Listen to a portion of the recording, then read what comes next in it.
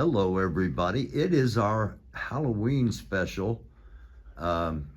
We are in a funeral home. Thankfully, we are all alive, and we're in the funeral home because the funeral home hosts the Indiana Music History Project, and because of some graciousness from some folks, we are able to be here and just give you a quick scan around, and you'll see Henry Lee Summer, you'll see Roadmaster, you'll see Faith, you'll see Rods and Cones, John Mellencamp. It's amazing down here. You need to come down. We'll talk more about that. But also down here, we have found Mel Cup, Tim Berry, and get Mel. There's Tim, Melvis. We'll get over to you. There we go, and I'll get over here in a second. Hop in here with you guys. Tim, thanks for joining us, man.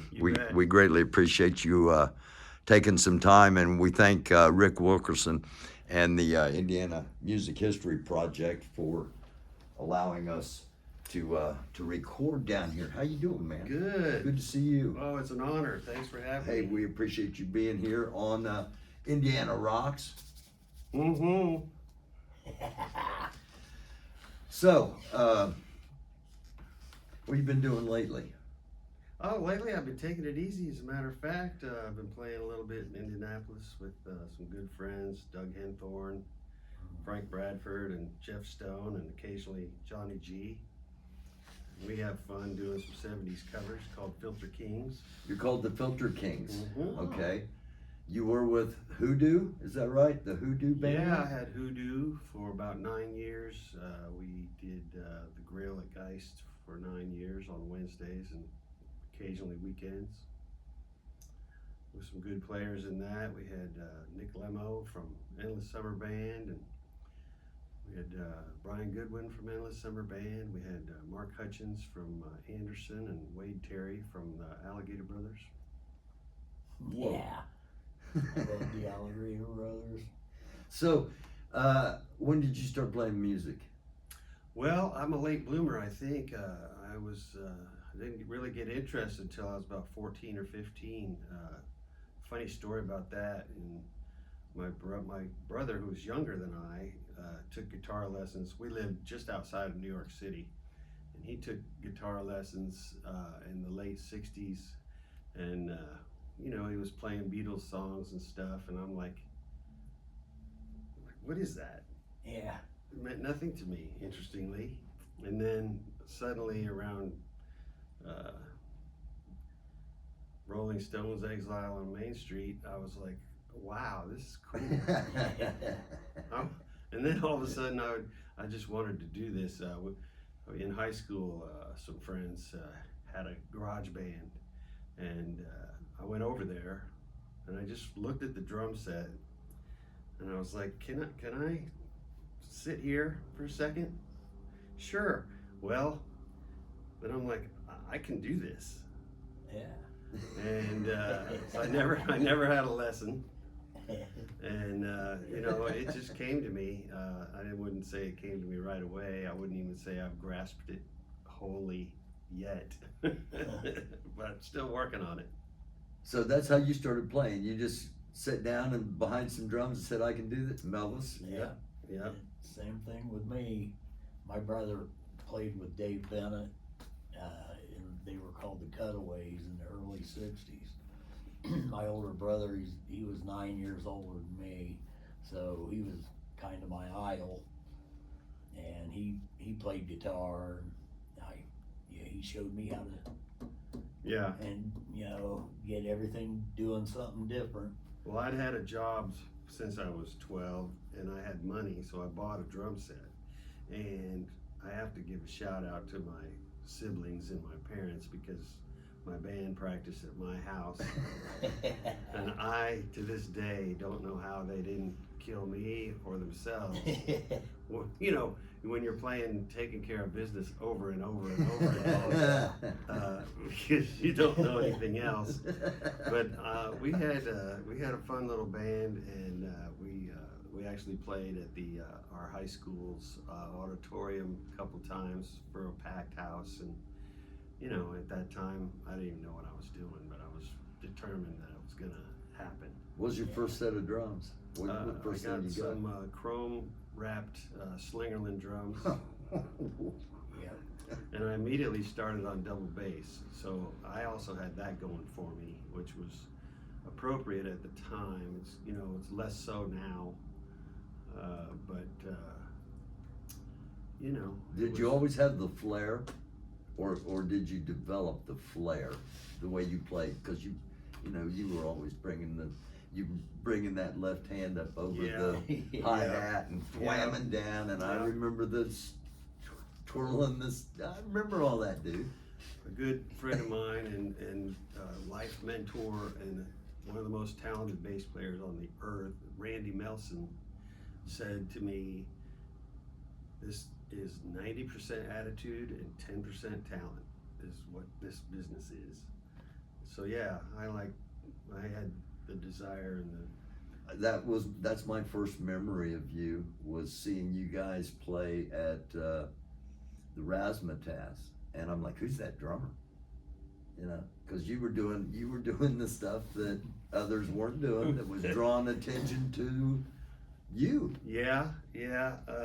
Ironically, that's what you wanted in a rock band, which was great, and I really enjoyed it. And was that Roadmaster? No, that was Thrust. Okay, so I had done this, you know, early on and figured all that stuff out, and then I was on tour with MITCH RYDER, and Mitch was kind enough to introduce the band every night. Well, we were playing 20,000 seat arenas every night, and we were in Texas, and it was new for me, but now I'm not playing in an equal band, personnel band. I'm playing for a star.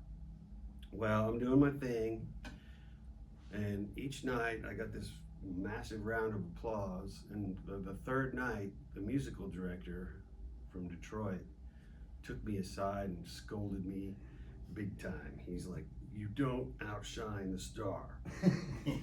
So, lesson learned, which helped me later. You know, when you play for big names, you gotta be cool. You can't be doing that stuff. You can't upstage the song. And when you're in a band with, you know, 5 equal personalities, go for it. Oh yeah. But yeah, that was something. Yeah. So MITCH RYDER, let's just. Who did you play with before Thrust? Because that was my first introduction. After high school, I hooked up with a local Q95 DJ, and it was the Terry Siegel Band, and we were doing well. We were opening for Roadmaster quite a bit, and that's how they saw me. And so that's how when the great Bobby Johns left Roadmaster on drums. Shout out Bobby Johns. Yeah, he's in Florida. Yeah.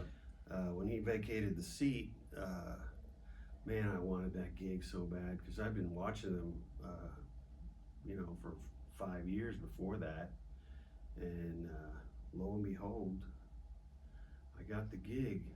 So always grateful to Mike. Still brings a smile to your face, the thought that you got that gig. Boy, does it ever. It was, I mean, everything you've done since then, but still you get that smile thinking, man, I got to play with Roadmaster. Yeah. Just yesterday I read an article by Vinnie Vincent when he was a young guy, and he looked up to Kiss #1, and then he ended up playing for them. Well, that was my sentiment with Roadmaster. I was playing Kiss in high school, but my big longing was to be in Roadmaster. So I got that gig, and that was awesome. And I was only 21. Yeah. Those guys were much older than me, much more seasoned than me. I was pretty green, but learned fast. More than just how to play. then it becomes a bigger thing, you know. People, how to interact with people. They taught me a lot, and not to mention they were superior players and great personalities, and everybody loved them, and that was fun. You know, it was funny at the time. You know how, like, they say you're either the Beatles or the Rolling Stones? Yeah. So in Indianapolis, you were either Roadmaster or Faith Band. Yeah, we And- talked about that on several different episodes, how they tried to make you choose. I loved both bands, but they tried to make it so, you know, especially radio. Radio had a big part in, you know, which one of these, you know. And I don't want to jump the gun timeline-wise, but I ended up playing with Carl for most of the 90s, and you know, if you make the same comparison, it'd be like Charlie Watts going to play for Paul McCartney, or Oh yeah. Ringo Starr going to play for Mick Jagger. Yeah. On our local level, of course. But so Roadmaster was awesome, and I was just happy as a clam, you know, and that went on for about 3 years or more. And then, well, Mellencamp, you know, the story, had plucked Toby Myers out of Roadmaster. And so we still had great bass players. We had Johnny G, and that friendship has been great for me for a long, long time. Anyway, John Mellencamp then produced a MITCH RYDER record called Never Kick a Sleeping Dog, and he told Mitch to come and look at Roadmaster for players. So we were playing remotely somewhere. Mitch came out and hired me on the spot. Wow. Oh. Hired me on the spot. So now I'm off to international waters. You know what I mean? Yeah. And I'm 25. And I'm 25, and I'm on MTV now, and I'm on American Bandstand now, and I'm on Solid Gold now, and I'm on King of Biscuit Flower Hour now, and I'm in all these publications, you know, everything from Circus Magazine to Playboy Magazine, and I'm like, what the hell? Yeah. And it was so a rush, you know, and plus playing for a legend. I mean, Mitch was a great guy. He took to me real fast, and we got along swimmingly forever and ever. I still talk to him every once in a while on his birthday. And then Johnny B wanted to get back in the band. Johnny B was the original drummer with MITCH RYDER and the Detroit Wheels. And Oh yeah. so that's where my bus stopped. So I came back to Indianapolis and did, which was first, Empire. And Empire Band had won a Q95 album project, and we got to play with Mellencamp at Market Square Arena. They had some great songs. Empire had some great songs, and then that went on for about 1.5 years or 2, and then I hooked up with Thrust, who was a regional rock cover band, you know, but then we were doing originals too. We actually have a record, full album that I'm on, and that toured from Omaha to Ohio to Chicago to Tennessee, and had a huge following. You've been Thrusted, yeah. Yep. That was fun. They had huge production. Oh man. Huge production, lighting, smoke, the works. They had light pods for the guys to stand in where the lights went straight up. And so they're in these pods, and with the fog machines, it looks like they're in little lighted cages, right? Pretty innovative and cool for back then, you know. But then I was like, well, I can't just stay in Indiana, you know. I wanted something more. So I packed a bag, set of drums, and in my car, and went to LA. Fortunately, I had a connection. My buddy James Kotak was from Louisville in a band called Buster Brown. And he had just recently moved to LA, and he was like, yeah man, come on out and live with me. So I did, and he was doing great. He was doing Kingdom Come, and then he did Michael Shaker Group record. He did a Ronnie Montrose record, and then he became the Scorpions drummer for 20 years. But nonetheless, I was meeting great people out there. I had a really great original band called the Orchids, and we made some fine records. And then I was playing in this blues band every Sunday in Ojai, which is up in Ventura County, at a biker bar. And one day the guitar player says, "Hey, our drummer just left in this other band I'm in. Would you be interested?" Well, okay, what is it? It's Steppenwolf. Okay. Yeah, let me show up for that. And Nick St. Nicholas, the bass player, well known. He's got his own chapter in Pamela DeBar's It's Okay, I'm with the Band book. Took to me right away, and so I get this gig now, right? The ultimate groupie book. Yeah. Yeah. Yeah. So we're doing stadiums and, of course, biker festivals, huge ones. And I saw things I never thought I'd see. Yeah, those were a lot of fun. And Biker festivals. so I did that for 3 years, and plus the other, and then. So you were kind of in the middle of the big brouhaha with Yes, Steppenwolf blow the up. big split with Okay. John Kay and Nick Yeah. St. Nicholas. You were. That's right. So Man, you've been. So I hightailed it out of there and came back to Indy, and that's when I hooked up with Carl, and because Dane Clark had been playing for Carl and some other local bands, and then he just got Dane the went to Mellencamp. Mellencamp. Great guy, Dane Clark. He's a great. We want to get you on here, Dane, if you're watching this. He's a great friend, and he's a great guy. He's like somebody I can pick up the phone and call and talk to about anything. And it was really an honor to get to take all his place in all those bands here. And so that's how I ended up playing with Carl from 93 to like 99.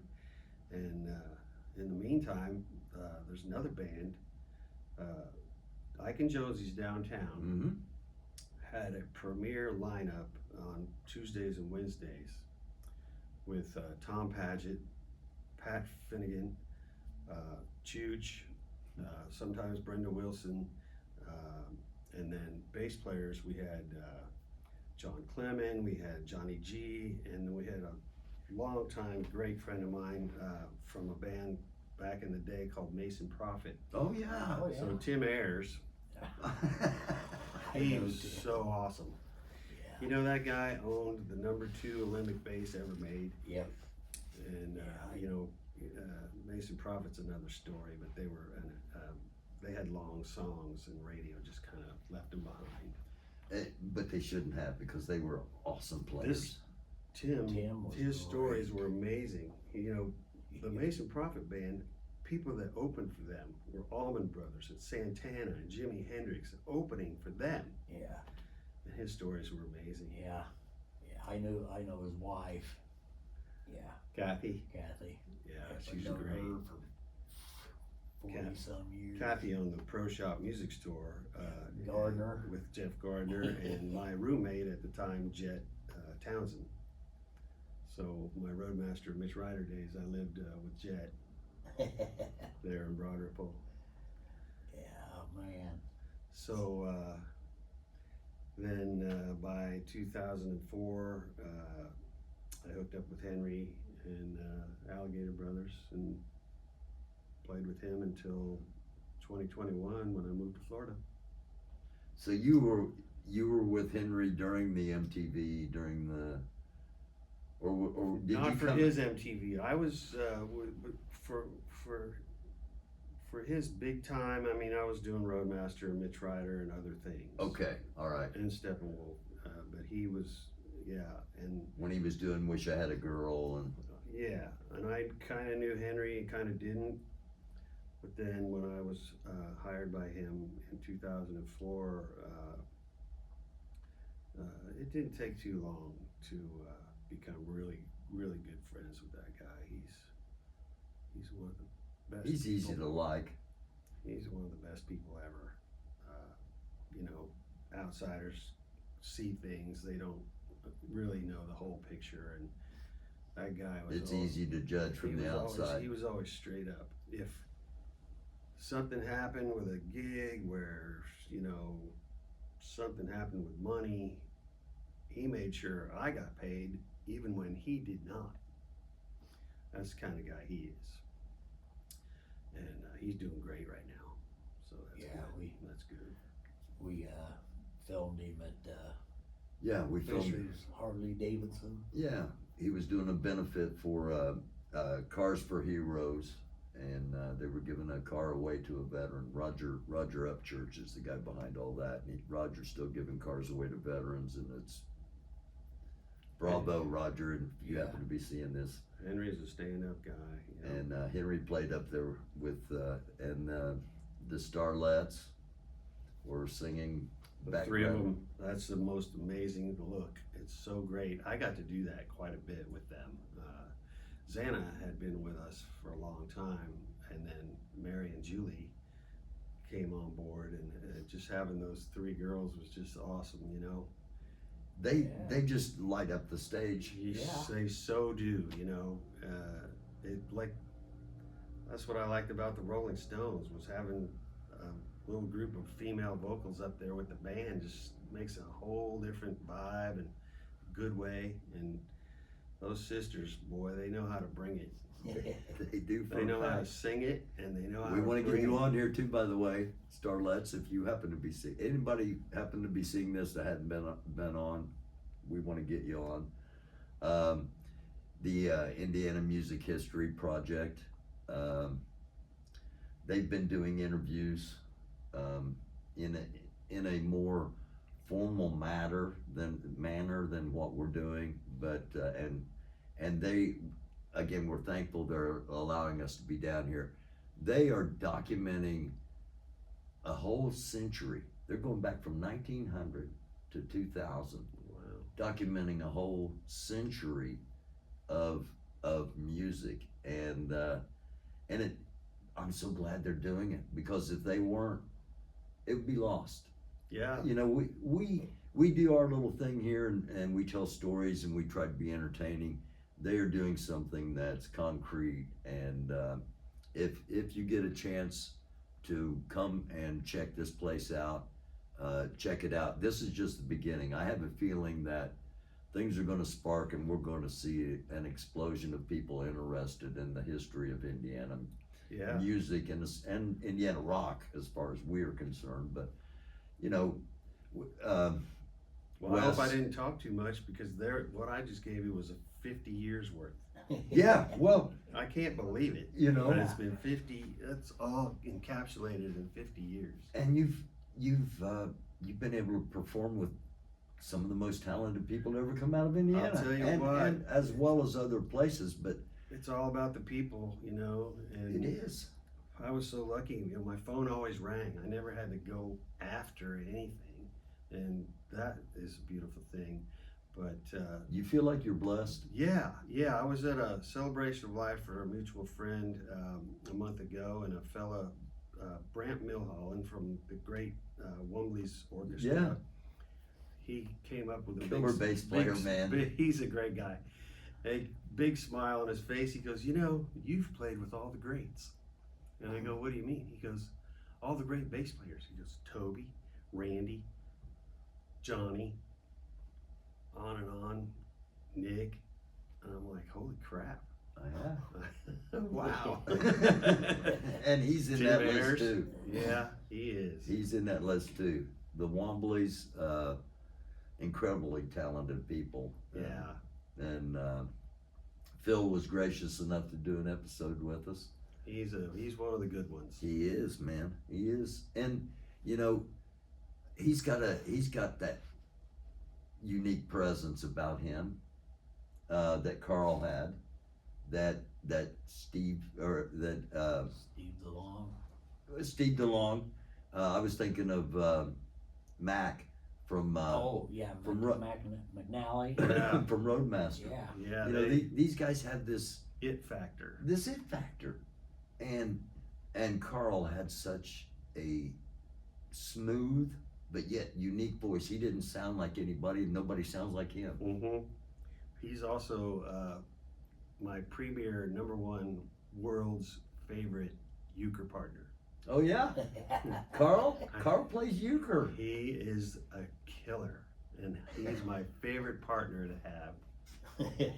I think he counts cards in euchre. I'm like, Stacks the deck dude, or you're something. amazing. Plus, he'll make you laugh for hours. Yeah, well, we talked to him in Barnes, he Yeah, was pretty entertaining. Yeah. yeah. Dave Barnes. You know, growing up here and having these people to look up to, Dave Barnes was amazing. Steve Riley from ROADMASTer, Bobby Johns from ROADMASTer. Just great people to look up to.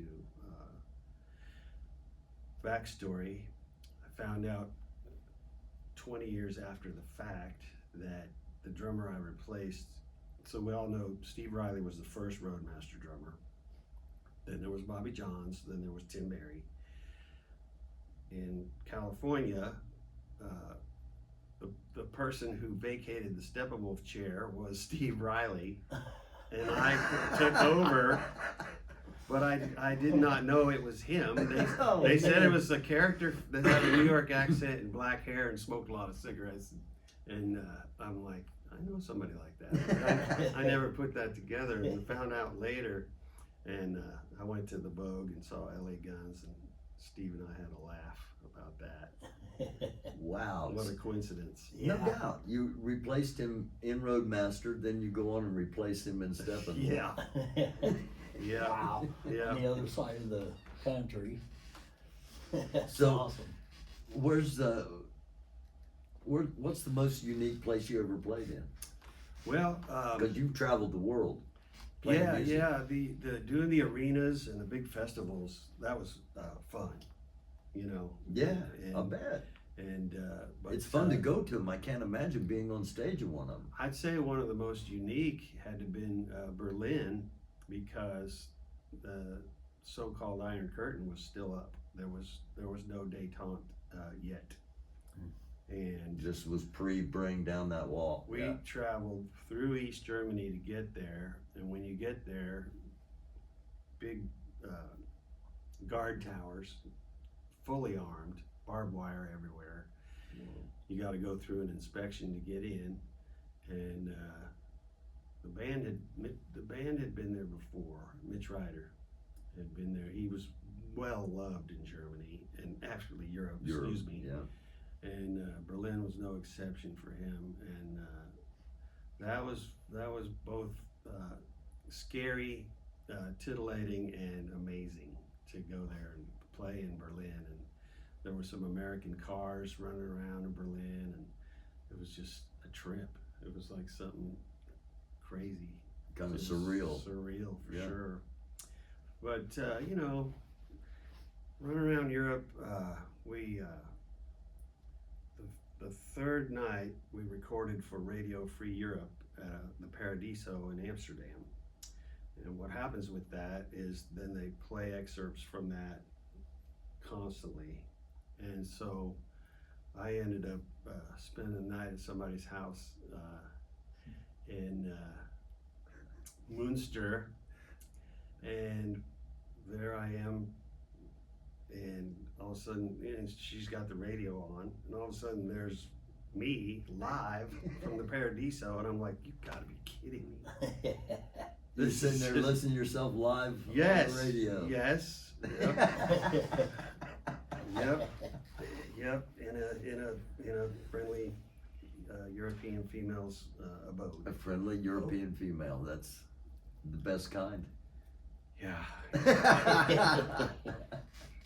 So, but yeah, stories abound. You know, I like. Oh yeah. I like talking about Indiana, but the other stories are just insane.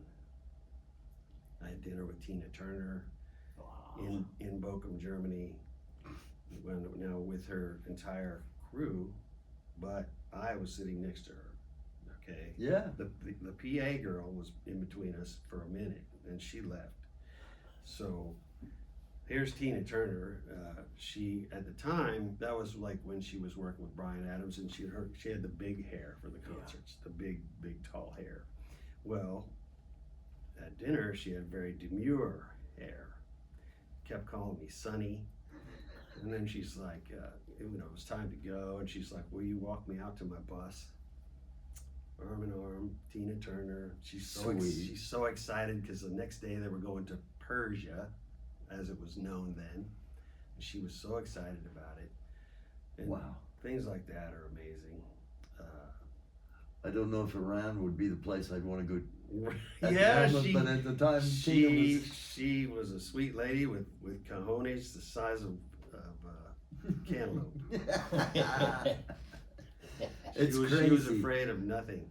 It's, we talked to Steve Lester from the Boys Next Door, okay, a band from the early from like 63 to 67. The Boys Next Door were charting everything they put out, was getting into the top 40.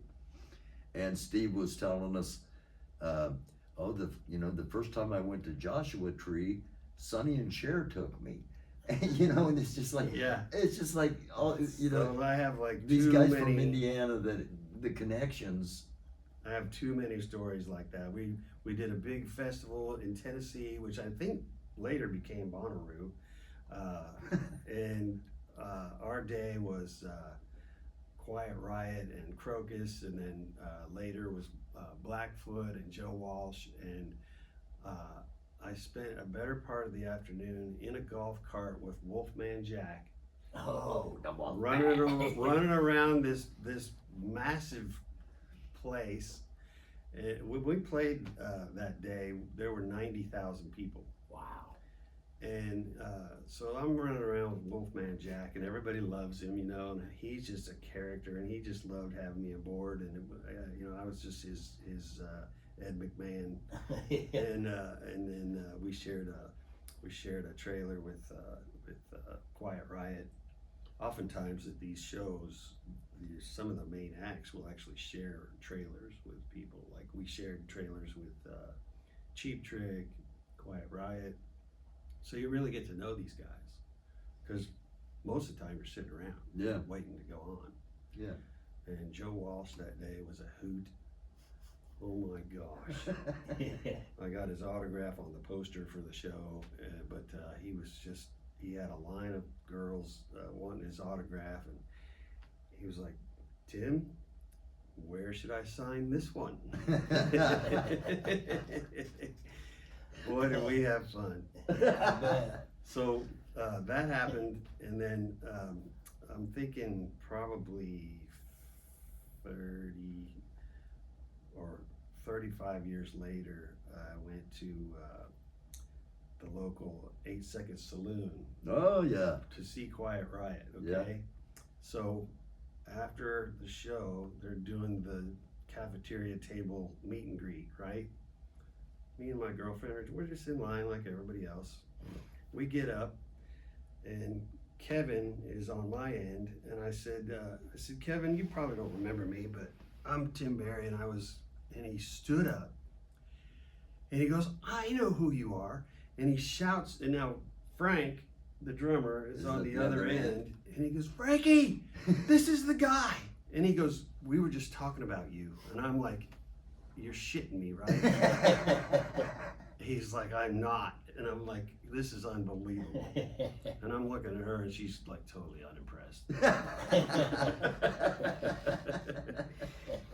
But things like that are, the music is the music, but the people make it go around, you know, like, man, like the power of the Roadmaster band was more than what the people see. They're enamored with the players and the music, but we had a road crew that was unstoppable.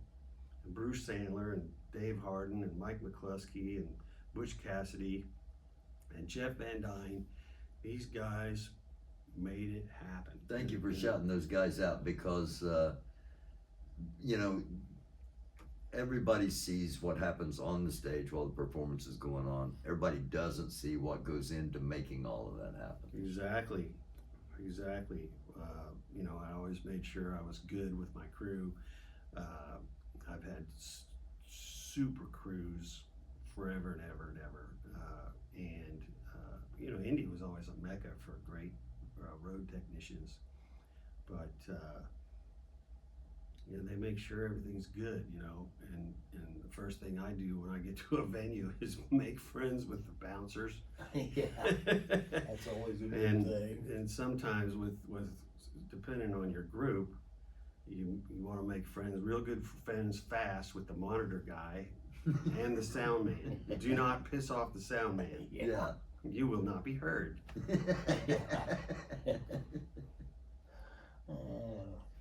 What's your favorite song? My favorite song? Yeah. Oh my gosh, there's so many good songs out there. It's like when people ask who's your favorite player, I can't have just one. Yeah. You know, but I would say, so my number one favorite song of all time is still to this day, the Spinners' "I'll Be Around." Oh. I don't know why. I heard it when I was 16, and I've been in love with it. It's not the kind of thing where you go, oh, that's freaking Neil Peart. No, it's just a freaking great song. Yeah. You know, and I like songs for songs. You know, there's virtuoso drummers. I'm not one of those people. I'll never be a Neil Peart. You know what I mean? You've done okay. Yeah, not bad. Not bad for a kid from Indiana, mostly. Yep. I've lived in Chicago, just outside of New York City, Indianapolis, LA, and I just like to say I'm just a country boy, which is Just a country total boy. sarcasm. What country? Which Yeah. country? All over the country. All over the country. And world. Yeah, the Spinners. Yeah. Who's your favorite drummer? Well, see, I had immediately a top three, and lately I've said that from now on I'm going to say that Karen Carpenter was my favorite drummer. Hey, Karen Carpenter was a badass I'm drummer. telling you. She was voted the best drummer in the world. So I had my original top three, of course, were easy. I mean, it was John Bonham and Charlie Watts and Ringo Starr. No, and you then can't go wrong with those three. And then I discovered Tommy Aldridge, and Yeah. I actually got to hang out with him as well. But you know, I bought his video and how to play double bass and stuff, and you know, a lot of that. I got a lot of influence from him, a lot. Yeah, he was great with Pat Travers. That was my favorite band. It sure was. Yeah, Pat Travers, Pat Thrall, bass player Mars Cowling, Mm-hmm. and Tommy. Yeah. They were ridiculous good. Yes, they were. You two are both drummers.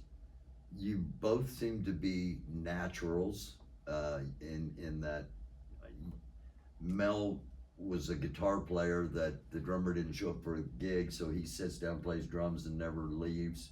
You go into a garage and say, "Can I sit down here? I Yeah. can do this." Yeah. Most people aren't like that. Yeah, yeah. You know, most people. What advice do you two have for somebody that wants to play the drums but aren't naturally gifted? You just gotta stick with it. A lot of people, they think they wanna play, and then once they start playing, they just kinda get away from it. I don't know, I love them. You know, I didn't mind playing them at all, cause I really wasn't a very good guitar player anyway. But What I've seen teaching is with drums is it's tough, but you either get it or you do not. You're either a drummer or you're not a drummer. Yeah, and I saw one person, it was a woman, stick with it and stick with it and stick with it, even though she was never going to get it, never ever going to get it, and she just hung in there, and she had fun doing what she was doing, and so it, you know, it didn't bother her. But you either get it or you don't. I've had 5-year-old students that are better than 14-year-old students. I work at the music store out in Greenfield, Tony Seiler's Greenfield Music Center, and I primarily work when Tony is out doing his PA stuff, or he's playing in a band. And so generally I work on Fridays and Saturdays. And Saturdays there's a 5-year-old kid that comes in and takes drum lessons from Blake Dixon, Denny Dixon's son. And the kid is phenomenal. I mean, you know, I'll sit there and listen to their drum lesson. Is that, you know, Blake, was that kid playing that? He's like, mm-hmm. Yeah. And I think for the ones that do get it, there are stages.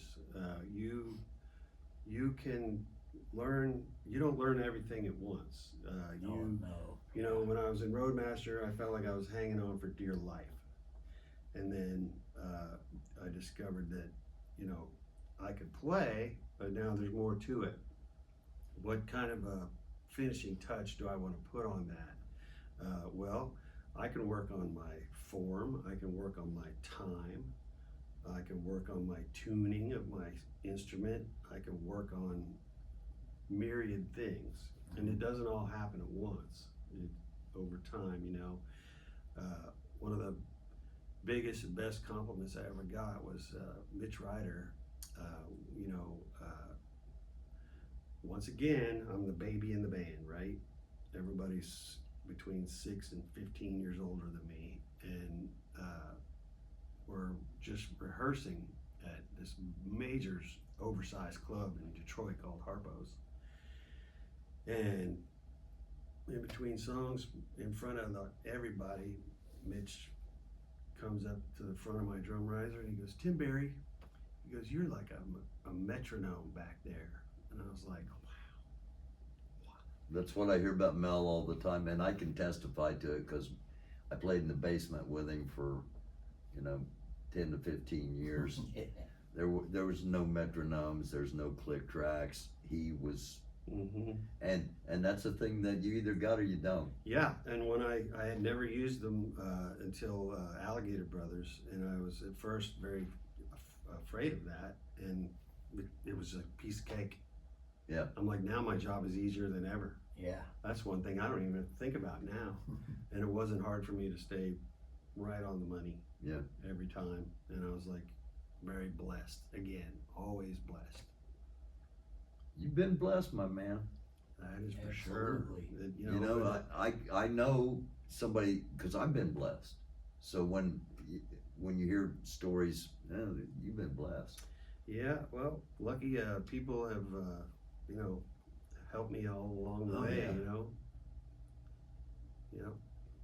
Well, we've got something coming up December 28th. We got a show at the Vogue.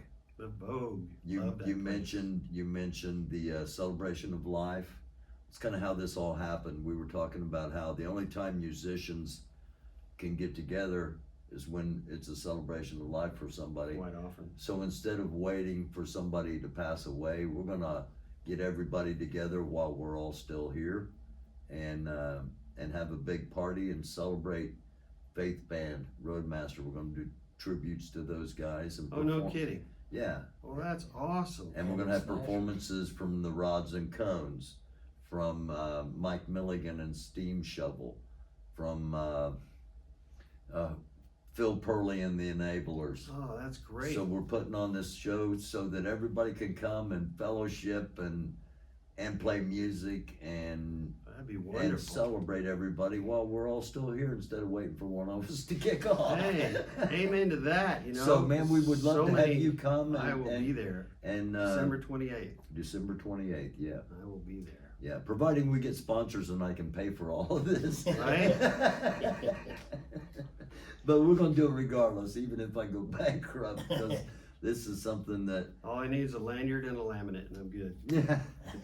Oh, I forgot, and now I gotta put more money in the budget. I forgot about lanyards. There's got to be some sense of who's in and who's not. Yeah.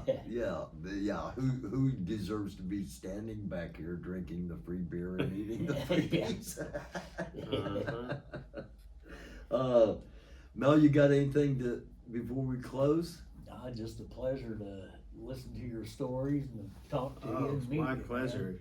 It's awesome. I've seen your guys' episodes, and I'm like, that's pretty neat that you're Thank you. doing that. And what a awesome lineup you've had. I mean, yeah, some really great players. We've been blessed that people are willing to come and talk with us, and we absolutely dig hearing everybody's stories. The resources in Indianapolis are outstanding. You have a plethora of musicians. It's a mecca for road technicians of every level, from the highest end to local. We've got some killer sound men from around here. And we've got other folks like in media. Terry Lowe, I think, is the one who, well, he's part of this deal right here. And he used to have the Hot Potato magazine. And then he went on to performance and concert magazines, and he does the Parnelli Awards for people in the business, and he's an awesome guy, right, Rick? He is awesome. And He is. then we have people like Rick Wilkerson, who are doing this magnificent, what do we call this, a museum? And this is the museum part, yeah, and we have uh, other parts too. So yeah, you know, people make the world go round. Yeah. It's so great of you to have this show like this. I hope I haven't overtalked my boundaries. Absolutely. Are you kidding me? No. And I'm gonna swing over here and show Rick real quick. There you go, Rick. Thank you so much for letting us be down here, man. We appreciate you. Thank And you for doing what you're doing, because it's important. thank you. We can only do our little part. You're doing another big part. Everybody contributes, and so, you know, I'm thrilled that you're doing it, and I want to make sure you know you're always welcome. Thank you. Anytime you want to do one down here. We appreciate it. Would you let us come back and do one with you, Oh, where we absolutely. can go through the whole thing, and Sure, I can tell you the whole story. yeah, we'll do that. Okay. All right, appreciate Sounds you, good. man. Thank you Thank you. so much. Cool. And again, thank all of you for clicking on and tuning in. On behalf of Tim Berry, Mel Cup, I'm Barry Welsh. This has been Indiana Rocks. Thank you. It is a dark world. Be a light. We love y'all. Click the like, subscribe, and if you want to help out the channel, Cash App, $ American Doofus, AMERICANDUFUS. That's also one of my, also known as Doofus. We love you all. Thank you.